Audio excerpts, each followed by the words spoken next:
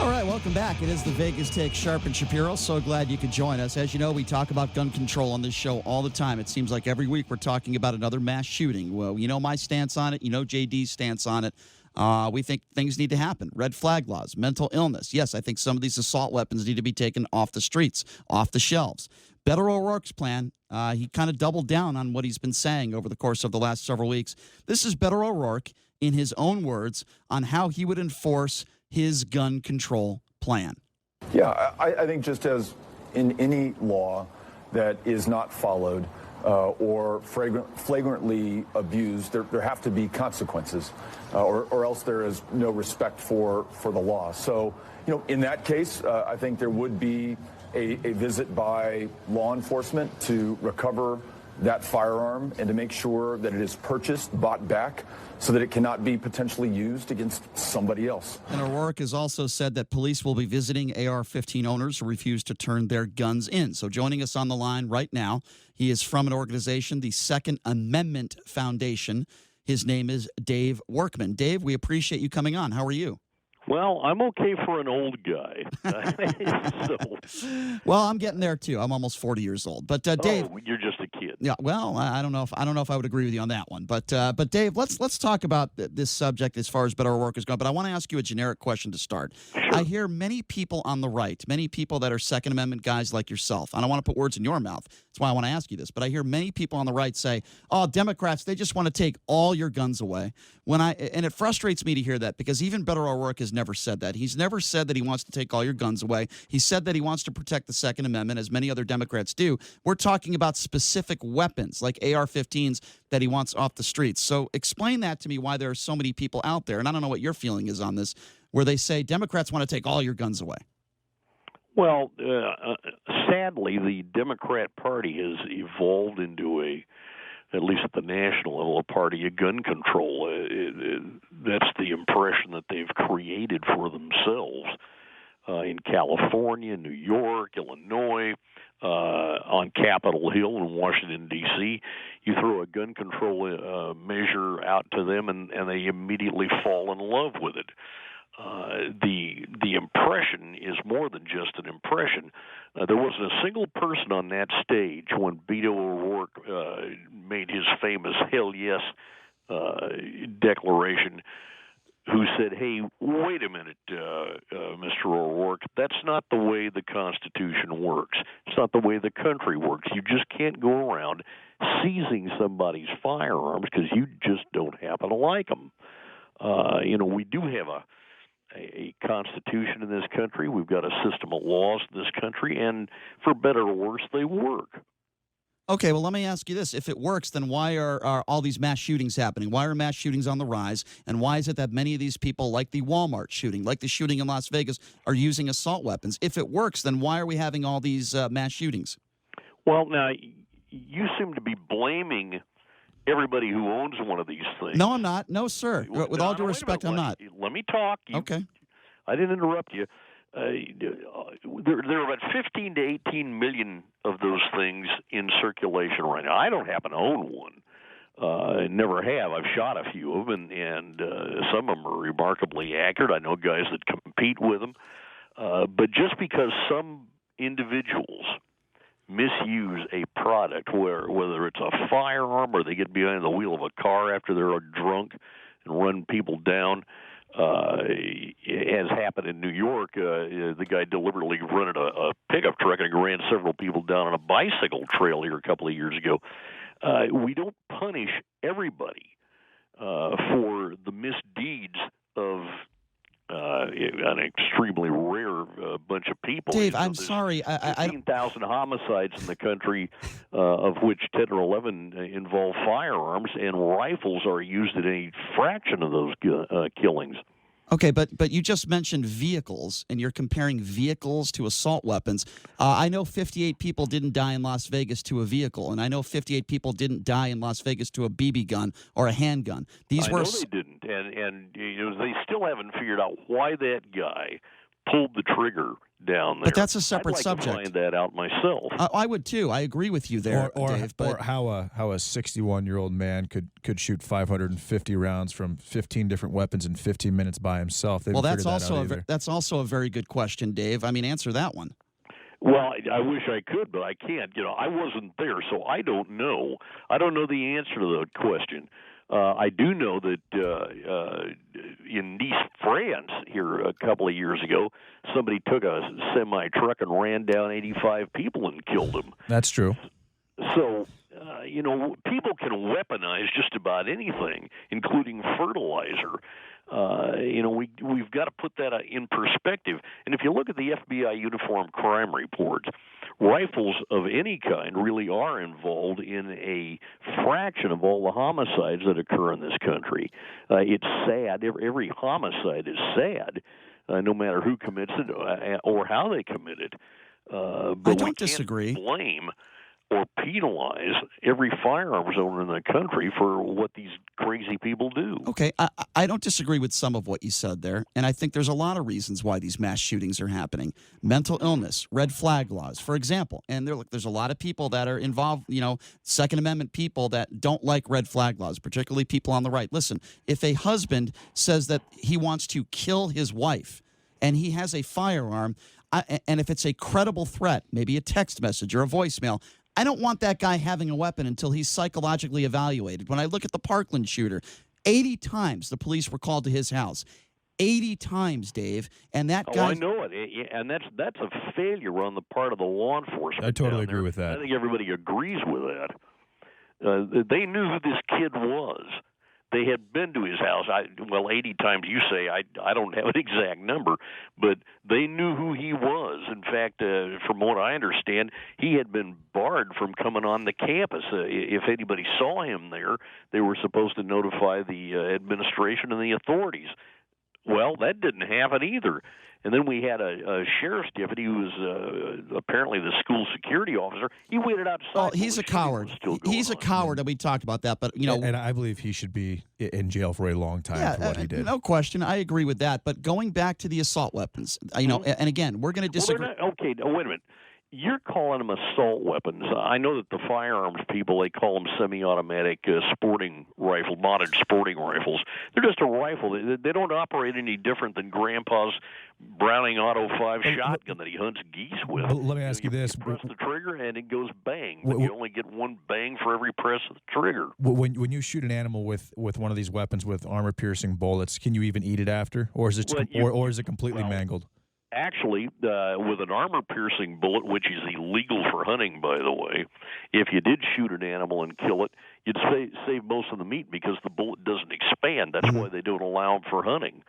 Armor-piercing bullets are designed for military use, for target shooting, whatever you want to do with them, but you can't hunt with them. All right, well, we can talk about shotguns. We could talk about all these different weapons, and I don't know if I want to get into the weeds on that, but I'll just say it as it is. The same guns that were used at the Walmart in Texas, El Paso, in Dayton, the same guns that were used in Las Vegas, the same guns that were used in Parkland, the same guns that were used in Sandy Hook. Those are exactly the weapons that I'm talking about. Now, we can go back in the weeds and say, well, this gun can do this and that gun can do that. Those types of weapons, Dave, in my personal opinion, with all due respect, should not be out there to anyone. I understand you're a Second Amendment guy. My opinion on the Second Amendment is this. Yes, I agree. Everybody should have the right to defend themselves, so long as they're not a felon, so long as they're not mentally ill. I don't have a problem with that. But I personally do not believe you should have to have an AR-15 to defend yourself in your home. You shouldn't have to have a weapon like that to be able to defend yourself. And I do believe that most people that do have weapons in their homes do not have those types of weapons. I don't think those weapons should be on the streets, Dave. What do you say? I disagree with you. And they're not really on the streets. They're in private ownership. I don't see them laying around on sidewalks everywhere. But I see them in mass shootings. I know a lot of people who own more than one of those firearms that you're talking about that you don't like, and they haven't harmed a soul with them. They've shot targets with them. They keep them for home defense. They use them for predator control. I don't doubt that. In some states, they're legal for hunting if you use the right ammunition. There are all kinds of legitimate reasons for people to have that kind of a firearm. And in the last month or so, I've read a couple, maybe 3 stories where some homeowner has actually defended his home with an AR-15 type rifle. So, there are arguments on both sides. You're certainly entitled to your opinion. You don't like them, fine. You don't need to own one. Well, okay. Well, obviously, look, I'm not worried about people like you, Dave. I'm sure you're a very responsible gun owner.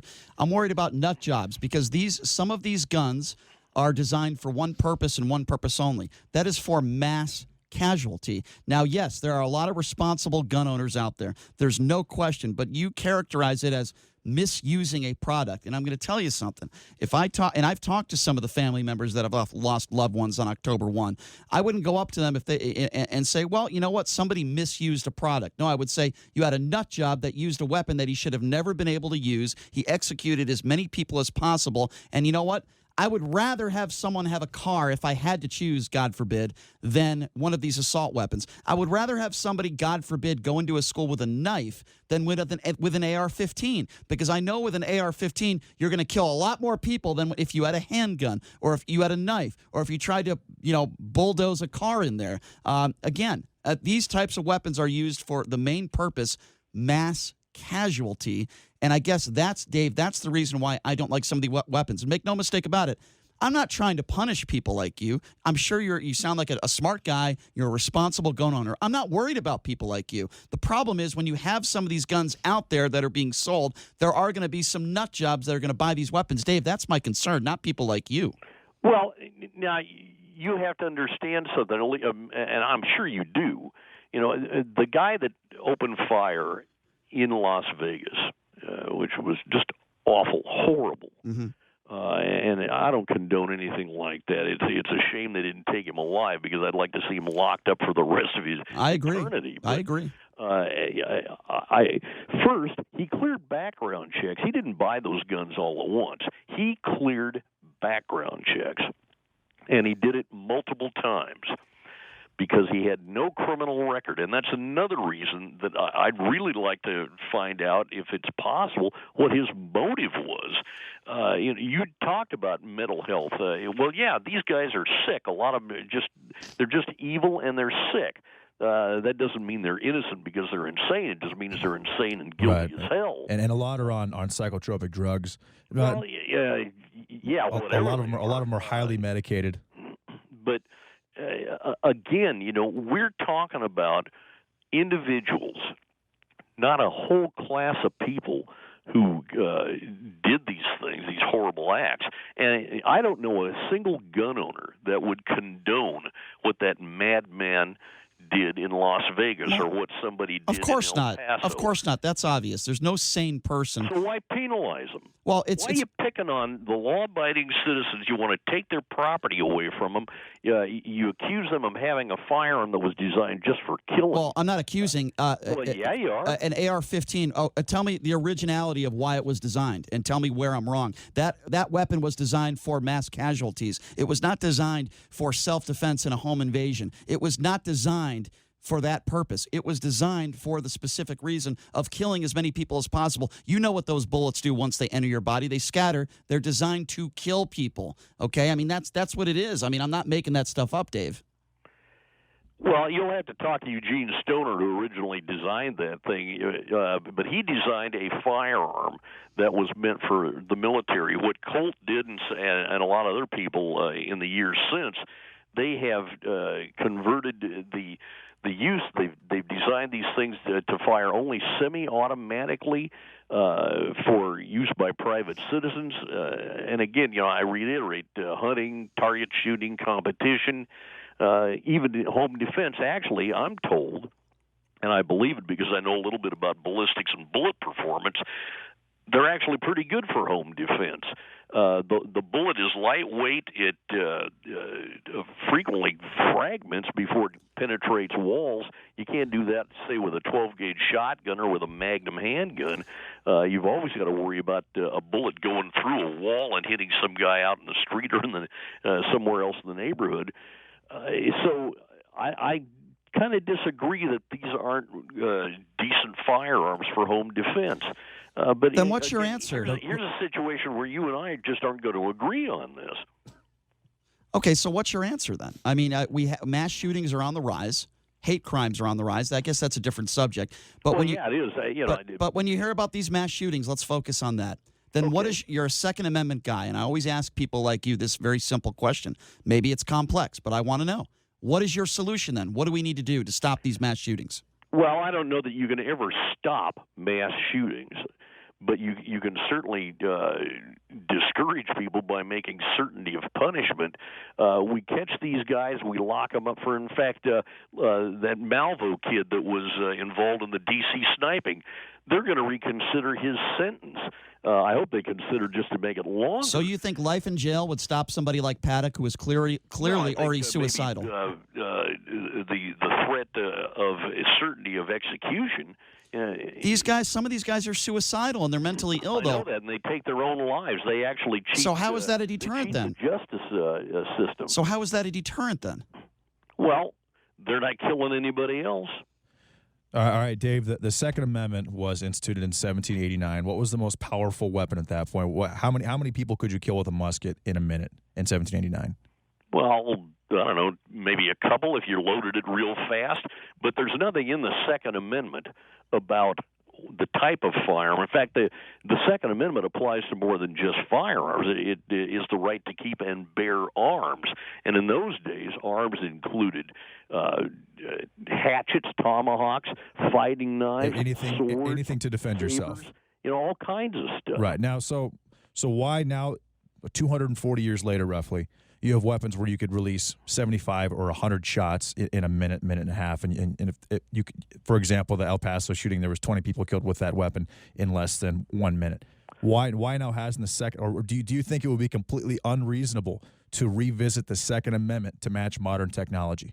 Well, let's revisit the First Amendment at the same time to consider modern technology. But that wasn't the question. We could do that, but let's answer this question first. It really is the answer. If you start tinkering with what you think the meaning of the Second Amendment is, it's part of the Bill of Rights. You're going to have to open the door, and you will open the door to tinkering with all the other amendments in the Bill of Rights. So you think it's going to set precedent, a poor precedent? I honestly think it will. All right, well, let me ask you a question then. Are you okay with people owning bazookas and tankers in their home to defend themselves?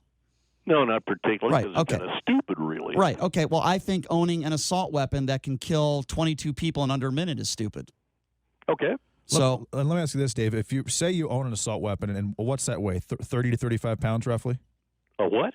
An AR-15, an AK-47. How much do those weapons weigh? Oh, I don't know, 5-6 pounds maybe. Oh, they're not that heavy. Okay. Well, no, it's the material that they're made from. In fact, when I was growing up, we used to call them guns by Mattel because a lot of the components are synthetic.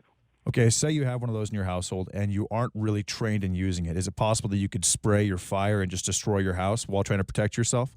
Well, anything's possible. You could do that with a 12-gauge shotgun. Well, absolutely, with a shotgun. Okay. So, Dave, obviously we disagree on some things. Listen, I appreciate your opinion.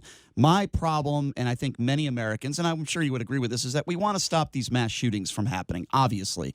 With that being said, I'm not saying gun control. No, our biggest issue is having these type of weapons in public places. What I was saying is I don't think gun control is the only thing that can stop these things from happening. I think mental illness is a huge issue. I think we have to have red flag laws on the books. Yeah. I think there's a lot of different things that we can do. The problem I have is I know for a fact that and we all do, at least unless we're biased, the NRA is in the back pocket of many of these politicians. One day, Donald Trump, after the Vegas shooting, he did the same thing after the El Paso shooting. We're going to get red flag laws in place. We're going to get some, comprehensive gun control, gun laws on the books. And then after he meets with the head of the NRA, all of a sudden he changes his tune. That stuff needs to stop in politics, not just with gun control, but across the board. I think we disagree on the assault weapons, and that's fine, but I think the discussion needs to happen between people that agree and disagree because, and I'm sure you would agree on this one, something needs to be done to stop these mass shootings from happening.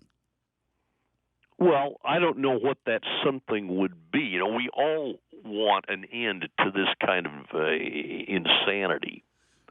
As I said earlier, I don't know a single firearms owner out there who condones what has happened in Las Vegas, El Paso, Dayton, and pick a spot. Nobody I know thinks that's a good idea. On the other hand, nobody I know thinks it's a great idea to penalize every law-abiding citizen in this country. You think red flag laws are penalizing people?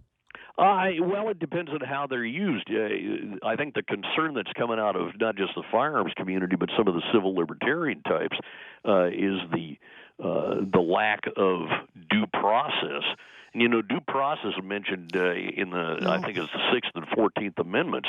So it's there. It's part of the Constitution. But if your son or daughter was suicidal and talked about killing themselves, would you think about due process first before, hey, I better make sure my son or daughter doesn't get their hands on a firearm? What would you think of first, due process or making sure they don't hold a firearm if it was somebody in your family that said they wanted to kill themselves? Well, I'd make sure they didn't get their hands on a firearm. Exactly, and that's what. See, we agree. That's what I'm talking about here. We need red flag laws on the books to protect people. That's you're misreading what I just said. I'm not going to run screaming to the police or the courts. I'm just going to make damn sure they don't get their hands on a firearm.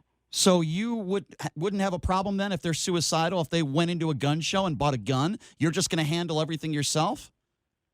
Well, I think you've never been to a gun show. No, I have, sir. The kids just can't walk into a gun show and buy okay. firearms. If you're a 21, 22-year-old and there are no red flag laws on the books, but you know that your son or daughter is suicidal, there's going to be a background check, but they absolutely can buy a firearm, and there will be nothing on their record that would say otherwise, even if they are suicidal. That's why we need red flag laws, sir. Well, okay. Now you're calling me sir. I wish you wouldn't do that. I mean, I could call you Dave. I mean, I'm trying to show you respect. I respect you coming on and your opinion. No, it's very kind of you. But this is just two guys talking here to a whole lot of listeners. Okay. Dave. Okay. I think. Well, there you go. I think that there are means of intervention. In fact, my friend Alan Gottlieb, who is the founder of the Second Amendment Foundation, he's been a champion of a program we've got up here in Washington State aimed at suicide prevention. And again, I'm not opposed to keeping guns away from crazy people. Don't misunderstand me at all. What I was talking about is that the concerns of a lot of individuals about these so-called red flag laws is an apparent lack of due process. Once you start tinkering with something like that, you got to be ready for the unintended consequences. Well, I'll tell you what, we're running out of time, unfortunately, Dave. But I would rather have somebody's gun taken away if it saves a life than worry about due process. But listen, this is a conversation that needs to continue. I respect your opinion. I appreciate the fact that I respect your opinion too. I'm glad you had me on. Sure, and I appreciate the fact that you were able to come on. We're not always going to agree on things, but I think these are conversations that everybody needs to have. And I really do appreciate you coming on. Thank you so much, and we would love to have you on again sometime because I think it's a good conversation. Well, you take care of yourself. Thank you very much, Dave. Thanks a lot, Dave. I appreciate that. I won't call him sir. That's Dave Workman, the Second Amendment Foundation. All right, let's take some phone calls on this. What do you think about that conversation? What do you think about red flag laws? The number to call, 257-5396, 702-257-5396. Take a quick break. Take your phone calls after this.